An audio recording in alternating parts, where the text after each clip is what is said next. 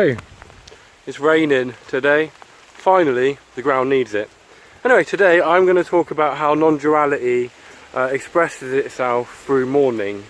I'll use as an example the death of my grandma. In 2016, I think it was, she died of esophageal cancer. And it was, to be fair, the first really close person to me that died. I'd had a friend die previously, but we'd grown distant, so it wasn't so powerful. And I can remember the funeral, the goodbye to my grandma, and carrying the whole day up to this, in fact, carrying the cask up the aisle in the church. It was I tried to stop myself from crying. I felt miserable, right? It really hurt. It was like this kind of chasm had opened up inside of me. But at the same time, there was this realization that this feeling was why I liked tragedy, why I liked Shakespeare's Romeo and Juliet and a lot of his tragedy plays, and not really that into his comedy plays. So there is apparent dualism going on within the experience. I was really sad. I'd lost my grandma. I loved my grandma. She was a beautiful woman, right? We used to chuck paper airplanes in her old lady afro, me and my cousins. To get 3 or 4 in there. She blatantly knew what was going on, but she just pretended that she didn't know. She was beautiful. She would always made the best roast dinners, the best trifles. And when there would be splits in the family, like my cousin was with this girl years ago, and she would go and see them. He was kind of a bit ashamed and guilty about doing this because his family didn't want it. He'd had 2 children with another woman. And but grandma, despite being a Christian, despite being in this evil institution which says bad is good and good is bad, she would, despite all that, she would just go and she would love. She would just go and accept him and go there and accept Ashley as well. Beautiful woman.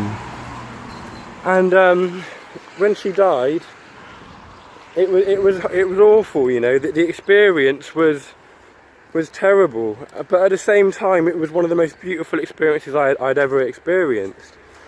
And what that mourning is, I mean, it says all things are pure to the pure, and this idea, it goes deep.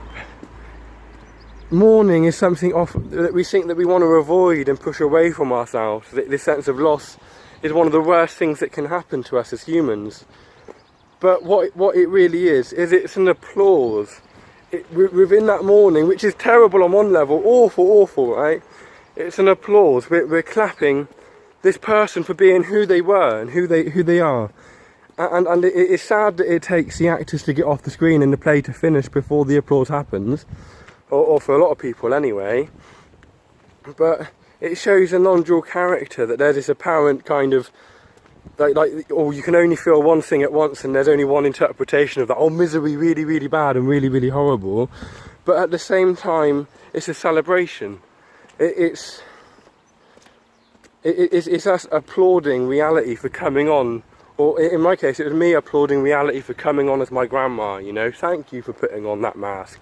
Thank you for playing that play. It was a wonderful, wonderful performance. One of the best performances I am yet to see in my life. Grandma, I would clap, but I can't hold my phone. And even now, the emotions are still there and powerful, and you can enjoy them on.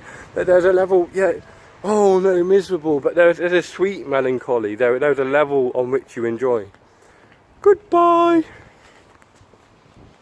Oh yeah, and that's the non-dual nature. You know, the bad and the good coexisting side by side simultaneously within that same emotion of mourning. Goodbye.